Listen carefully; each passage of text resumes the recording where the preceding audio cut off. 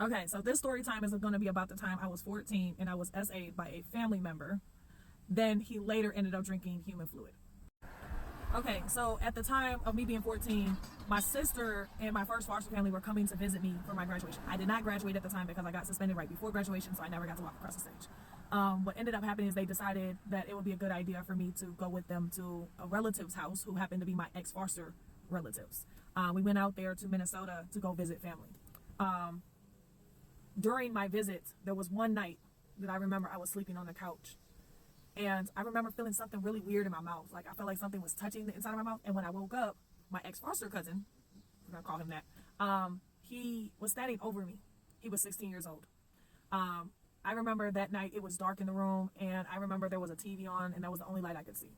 He was trying to kiss me. And I remember him trying to touch me and, a lot of inappropriate things. So it came down to a moment where he tried to take me into a room that was kind of like an added on porch.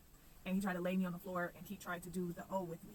Like, as in like he tried to do that to me. And he was asking me, has anyone ever done that? And I was like, no, I don't know anything about that type of stuff because back then I had my V card. I'm going to censor a lot of these words because I don't want to get banned on TikTok or YouTube.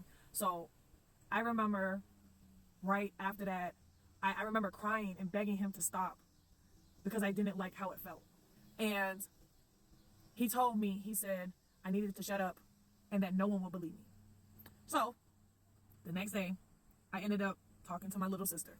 Come to find out, this wasn't the first time he's done this to anyone. She, who I will remain nameless, told me that since I had got taken away, that he started doing the same thing to her, and nobody believed her. So I ended up convincing my little sister and me to get back at him. And I decided to put human fluids inside of a bottle. And I told her, and I specifically said, how is he going to get away with this? Like, how is someone like that going to keep getting away with this and no one's going to believe us? Like, I get it that that's their blood and everything, but, as adoptive kids and foster kids, we should also have a voice too. You know what I'm saying? Like, a lot of people don't listen to the foster kids because for whatever reason, they feel like we're never right. I don't know. It's a longer story, but whatever. I am not going to get into all that. So I tried to get her to be on board with the, putting the human fluids inside of a bottle, and she didn't want to because she thought we were going to get caught.